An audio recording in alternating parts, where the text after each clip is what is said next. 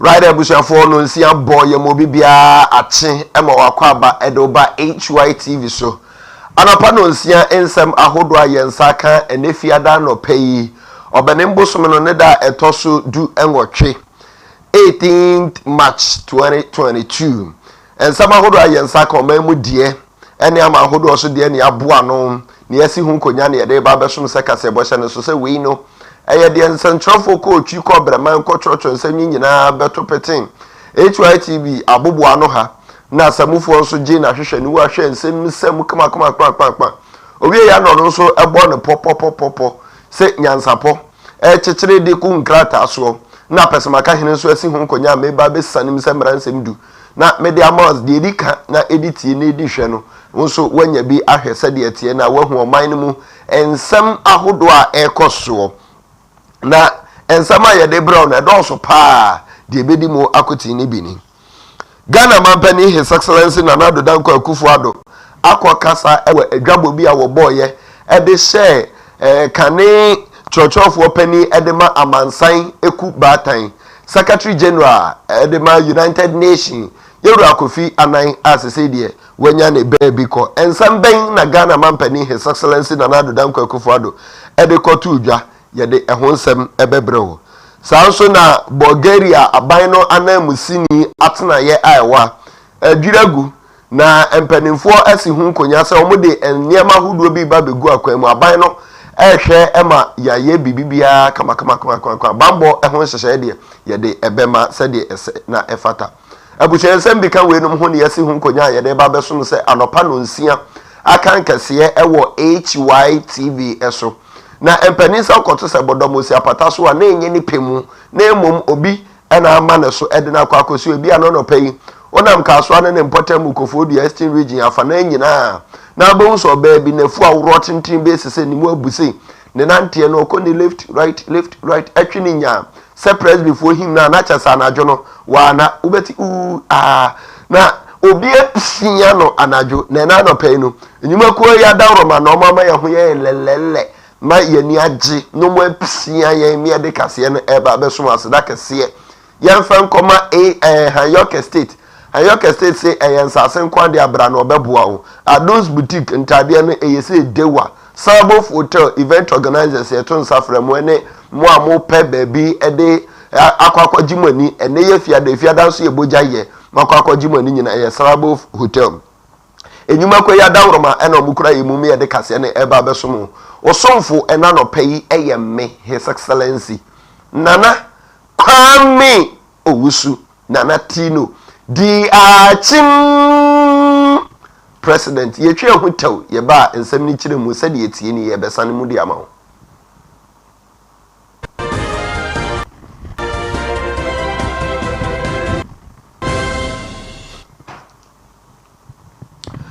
abushanfo emu akwaba de ba Hytvgh so afei na wo de wafidie na to ye ka say aha eye Hytvgh ye ka se yi enam social media handles nyina Facebook eye Hytvgh ena YouTube nso eye Hytvgh GH nyina GH ne so oba no ababom obenya Hytvgh live na nso wanya bi ahwe ye hye ensem no ase wabodwa de akai de ahye kanititire ni churchofo pani de ma amansan kubatan Yewura Kofi anan na wosa edwabo no aseno Ghana Mampani His Excellency Nana Danko Akufo-Addo ekopie mu hobi na ofuru simpie fu apa age ne kasa mu ape e na ohya ase na okan na ose checha Ghana fu nyina da wona ase so obi bia de nanim onyama ba beta adwumadie na chi na obi anso wona etifie nso ahwe nso ehwe na odas wie na ochesem eyade a akwanhia eye wiase nyina eye yapomudin asemu a ede esane mu pa lolo kwa so akwanhia se empanimfo ye nyina ye de yehu bagin ne aboaboa yehu na akwanhia eso ate se hwi yentimi antu ase kra na se so ti se hwi a enke betimi aboa wiase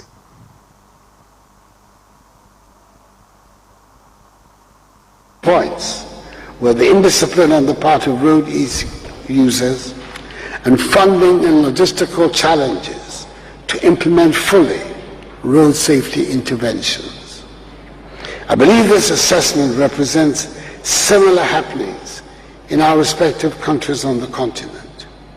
Without innovative approaches and initiatives, we will find it difficult to save lives on Africa's roads. Road traffic accidents and the resultant deaths and injuries are a global public health issue with adverse consequences on development. We need every African alive to support our development agenda. The government acknowledges that the current road safety situation is not satisfactory, but we remain committed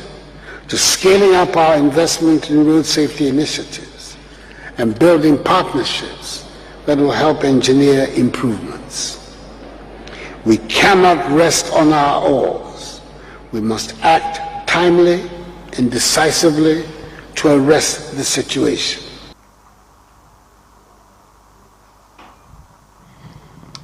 Ghana Mampani, His Excellency Nana Danko Akufo-Addo, ena yakohwe no no. Chese edwabo edi kan kra. Ye ede ahye pani a wanya ne baby ko Ghana de hye no de Ghana Efranka no nsu kokodu akiri pa no obeye trotrofo ede ma wiase nyina the United States of the United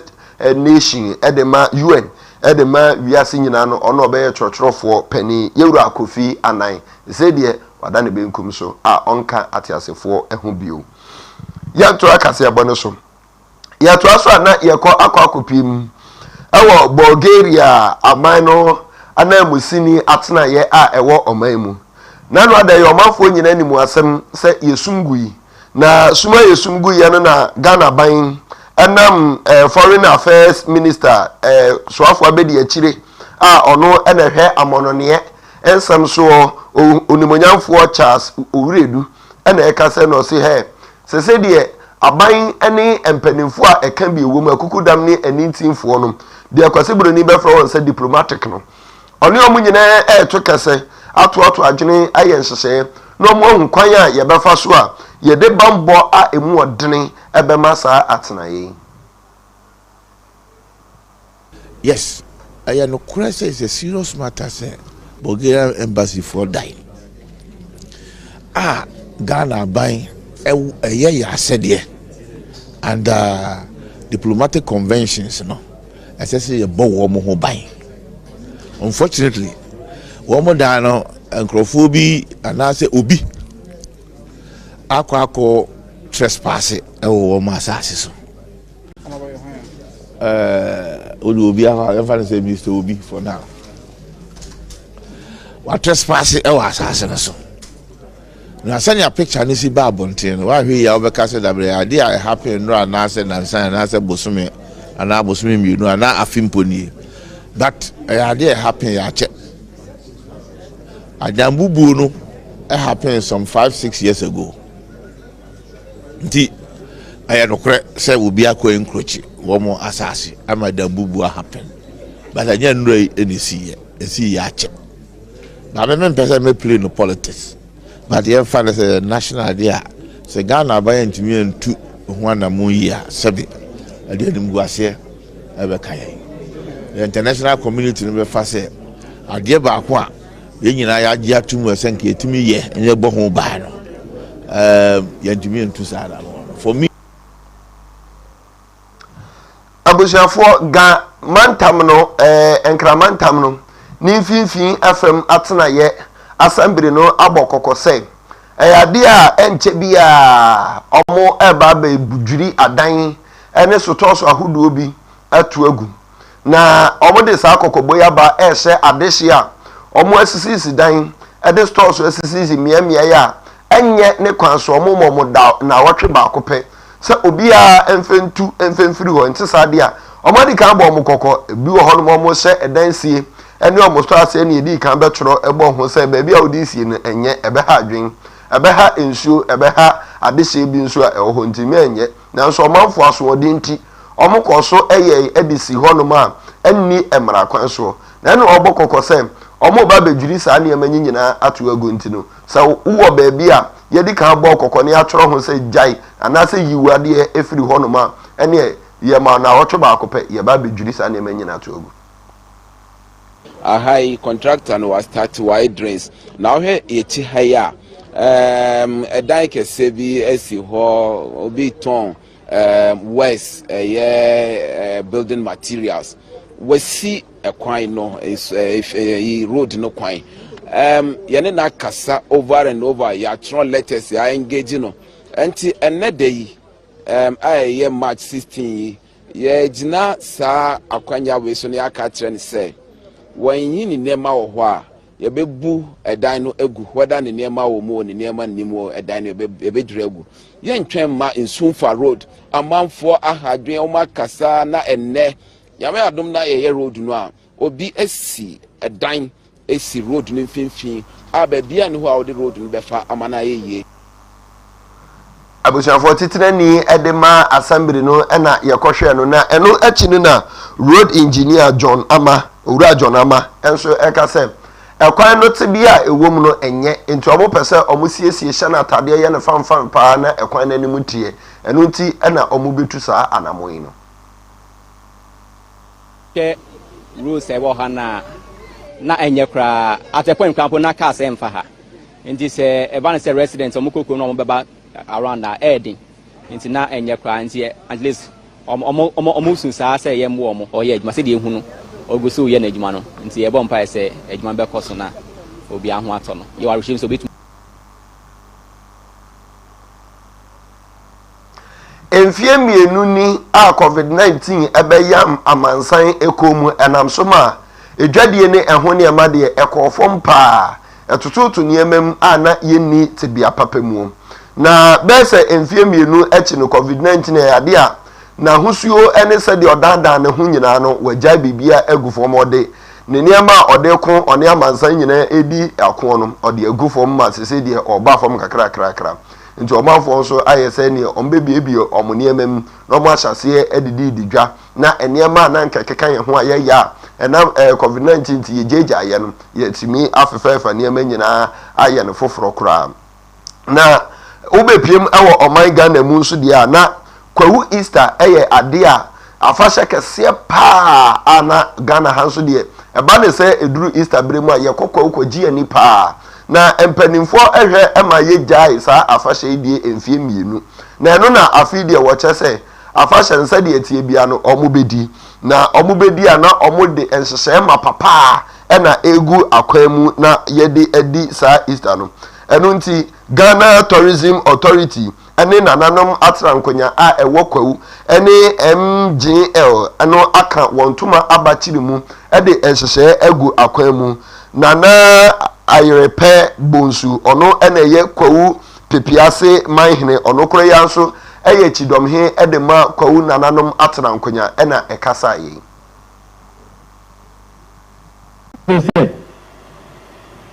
obi bia oba istedum empepanye dino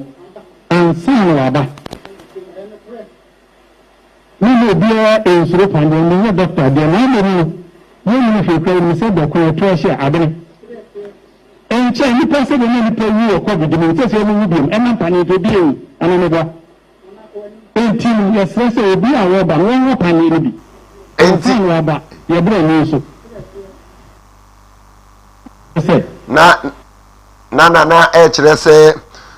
obi biara ubetimi aba ubepese ubeba saa kwawu afahye ibi ne de so obo homoden na unya COVID-19 panie ne enkrate di adanse se wa COVID-19 panie no udi bi ebe kire sa amane sa de a ene enyade ebetimi ama kwan ma waba ababaji wani na eno na panimpa a oda Ghana Tourism Authority no anom eye owura akwasi agiman enso kire se omo ye eniema nyina sade akokoba tan owo ohwane foforo a oka ne ma egu na ase ne sanso na omo nso eda omo nso nsa eda obi bia so omo aka obi bia so omo yemti adehye entumu na sa COVID-19 be ma na homene so wo sa afahye ye ba bedidie empare ye organizers na ni omo hia ya event submission form ya send out nti nim say event bi e be koso ewo ko Easter ha no e wo se ba directory mu hotel balloon enso eba ɛno deɛ sɛ ne paragliding no ɛdi nsɛ kakra nso investors bi de bi aba nti ɔmo nso de ba a fee no woba a wotumi kɔhyɛ mu na ɛtu kɔ wiem ɛte sɛ wote plane mu na asan de waba abɛsi hɔ ɛno nso ɛyɛ new addition a yɛde aba abɛka kɔwɔ Easter Festival. Na eno echi no yene pani a ono ena eboaboa doma no na afi nso otototo niema buroni befre ne se event organizer owura Charles Anna enso ekyerɛkyerɛ sɛdeɛ enhyehyɛ ebesi fa akɔ ene dwumadie no sɛdeɛ ebekɔ no nyina no okyire mu de kyerɛ Hytvgh kaseɛ ya nhyehyɛ bebre ema Easter no ya kadia Edikanya, yene Ghana Tourist Board, Abontuma, say paragliding activities no, ya no man eko. Second of all, so yen shishaya, ya activities we were obome and any crow ahodo so. Ya pavement projects be last couple of years. Ti ya said ya be inaugurate sa project no. Ama eko man eyiso for sa period way. And I say any ahemfo mo ne mpanyifo no so edi nkita ho ahodo so aka ho enti in the coming days no ye dey sa nhihye betu dwa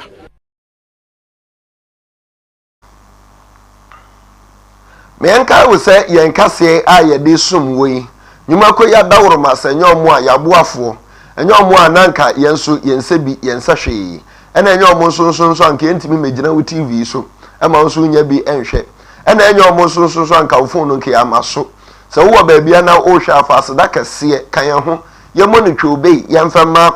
Yorke estate yese ensase nko ade a na wani gi se obeto asase asu dan na bibi akoyie kama ede amount a ene na da wani kire Yorke estate amansase ayefo papa se amaye ne langas bia eni asembia bio se ne nka akoto asase a betwe ho manso saa behu ane agya asase na frunsem obi tinkran ha ato asase be makomako dunum ni nyina ya gye ba ni nyina afiri ni nsem a enei oni asase ba akokora ha adwen pa na nti Yorke sese ya mo amane se ansase a ehon krata edimu nsase no nsuo wo so nsase no nso nkania eni squad dan prostate eni baby a mfanse ayaresabia ne ade de oh bibia de na kwamu pepepepepepepepe udia unya prepese ubenya asase de ade bra na ye nu ni kankofo ni kohwe na hwese aso sukuu dan bi benwa so nyame o adom na se bia ukura wo made a ubetimi de omo akọ sukuu aso pro station bi benwa bambonsam ebetimi adi hine ana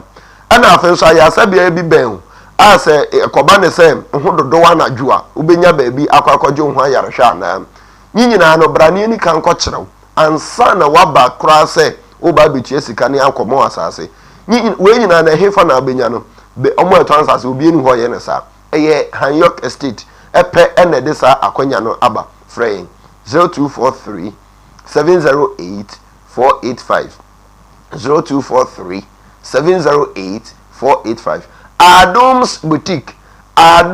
boutique say ye pe entade papa eni da ho fabrics a eye gam ejina ne na so apetampe nsura bro ye pesa ne amanyi nyina de a jewelries papa bi emfedi nye so de tutu kom de tutu nsa no behu ana arere na achi na ewurewura owidie mu na no so akwakofa yade bi di abro empaboa gam ejina ho atim say yes nye sikani ne nyonko ani premani masabo preman na so ho nton nipa beje den nipa bebre ma yi asase ene mfotia o kasi ye awo ye nyina de koma mfotia pe enta de papa yi bi hye pe aduane papa bi di dress nipa ma body ne nte ka say nyame de ne maawo na wo so usiesie no pe enta de ne bi hye no ewo Adams boutique omo beboa wo emo anya santa de papa nyina bi 0243 708 485 0243 708 485 Sarabov Hotel abapim ewo kaswa nyenya no kwantempo no so se nya omo a na nka baabia yenya hoho a ya no mefiri kudisi ibe baabia de ombekọ akotokora no na nka eden na so nyame ayadom Sarabov adawromanti yenya baabi a yɛde ahoho kwa yɛne mu ngu ase baabi wɔ hɔ a wobɛkɔ no na wokɔ washroom a nsuo ne kora ma wofra hye nkɔ anim gu ase yɛbɛn no sabo foto aba bɛyi saa amanneɛ ne abinidie nyina afiri hɔ nti ayi bibia atoto no akɔn kama paa sɛ woyɛ event organizer wosiesie event bi adenti na ama sabo foto because ɛhɔ no swimming pool papa bi wɔ hɔ ɛna environment ne nso da so ɛma a ɛyɛ receptions no wokɔ a w'ani bɛgye ho kɔ ne yɛn serve o ɛbɛboa paa 0242 22 22 92 0242 22 22 92 nyuma ko ya dawroma no mo aso asene me yɛ de kase ɛbɔ na ebrom afei yɛn to kan kase ne so yɛ to aso ne yɛ kɔ akɔwie ɛwɔ pani tibire kase kɔfa bai a ɔno ɛna ɛkɔfa health farm impression ɛde bai CEO Dr. Kwaku Inti ɛna ɛkase wɔkyɛ sɛ ɛhyeɛ sɛ yɛnum wi yɛnum jot yɛnum ɛne sa kyɛ sɛ smoking ɛhyeɛ ɛha adwen papa na no ɛna ama amanfoɔ pii ɛtwe prada sɛ kɛde bɔdamfoɔ ɛde ɔmo kɔpiem ɛwɔ United States of Asamado ɛha adwen paa nti adehyɛ nhwɛ na nkɔntwe wɔn ho ɛmfiri saa ɛnubɔne nom yɛ ho ɛnsɛ abranti a wasi so afei na wobɔ bra wonim mfidodo a ɔsoro nyankopɔn ɛde ma wo enso behu na osi suo no ɔse sɛ wanhie a osua de ensua adwuma bi na ɔyɛ na so ɔse wanhie a ɔyɛ adwuma na enye ɔpa hoɔden ɔpɛ budoza ɛde ayɛ adwuma sɛ ɔba ne sɛ abrante akura se ɔkɔ ɔba ho a ɔse ɔpɛ so onya hoɔden power ɔba no mo hunu sɛ yes ogyina na so nti ɛto ne saa de a no akɔ akɔfa ntampe no ahyia manani ayɛ san ne kasa nyina asesa bia no mama edi omawu nanso still omo da so no na ɔkyɛ sɛ saa ne ama no ɛha adwen papa abranti a wasi so a wode ɛhye na asi wani so no wonkyɛ wɔ asase so sɛ mfie du anase mfie aduonum na nyankopɔn hyehyɛ ma wo a ɛhye no ɛba mu atwa mu 20 ato agu kwa nyina watwa to agu na emum na aka wo mfie aduasa meka sɛ nso wadi mfie aduonunum 25 years aka 5 years pɛ na wo kɔ ɛna ogu so a wo hye ɛbɛsa 3 years afiri so next 2 years ona wo sen no wo to anananom ɛwɔ Asamado enti ɛbɛyɛ a adehye nyinaa ɛme yɛntwe yɛn ho emfiri ɛhye ho na nye suban pa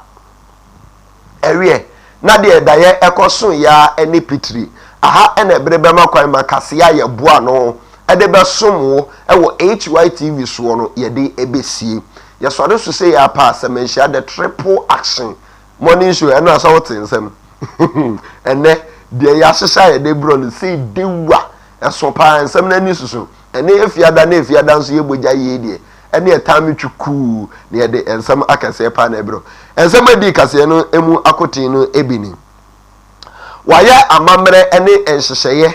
ɛde ahyɛ panimpa a ɔno ɛna na ɛyɛ kyerɛkyerɛfoɔ pani a odi kan ɛde ma amansan ekubatan UN the Secretary General ɛde ma United Nations ɛyɛ owura Kofi Annan wayɛ animonyam ɛhyɛ som bi ɛde asom no weni bre di kan kora a yɛ bi na Ghana mampani His Excellency na Nana Dankwa Akufo-Addo ɛkɔ kasa wase kyerɛ sɛ akwanhyia ɛyɛ ade a ɛtete wiase amansan paa nti yɛn nyinaa ka yɛn humbom adriverfoɔ passengerfoɔ na yɛntumi ɛnso ano na ɛbɛboa saa nso na yɛkɔpie mu Bulgaria aban no anamusini atenaeɛ a ɛwɔ ha no ɛyɛ ade a aban no adwiri agu ɛna aban no ɛkasa kyerɛ sɛ ɔmo ba bɛyɛ ntoto ɔmo ne mpanimfoɔ a ɛka bi ewu ma titiri ne aninti no ɛyɛ edi nkitaho di nsawɔsoɔ na ɔmo atototo nneɛma na bambɔ mapa ɛtumi afa ne ntoma pa ɛde ɛfira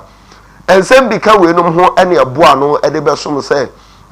anɔpa no nsia akankɛseɛ ɛwɔ Hytvgh so ɛne yɛ fiada efiada nso yɛ bogya yɛ efiada nso yɛ kɔ wɔn a ɛkɔ all night bɛkɔ wɔn nso a ɛbɛkɔ akɔ gye ani wɔ sarabofo nso bɛkɔ ɛyɛ powerment yɛbɛ power ayɛ sɛ ɛbɛ power ɛbɛ gye ani paa ɛna efiada yi deɛ yɛmɛ efiada ɛnfa ne ho ni efiada ho bɛkyerɛ na ɛnɛ paa yɛda ase nti yɛsɔɔso pɛ sɛ deɛ yɛdi kan bɔ wɔ amaneɛ no sɛ yɛde morning show papa Yorke morning with semenhyia the triple action ɛde bɛbrɛw abusuafoɔ me a me besom ene anopa yi edi a megye so eye His Excellency Nana Kwame Owusu Nana Tino the Achim President na shane so se anwumre no num ye de twe mamentwe ebebro no nsia o kama for Clement e de kase ne bebro na ebo no nso a ene na natiri mu de wafe no me da se na natiri mu de e de ensam wo ho na ensam a yakofa de abapa ne se tie ni obedwudwam so nse de ayi odwam no obedwam kama e de ama ye twa ye ho aba se me hye beba sia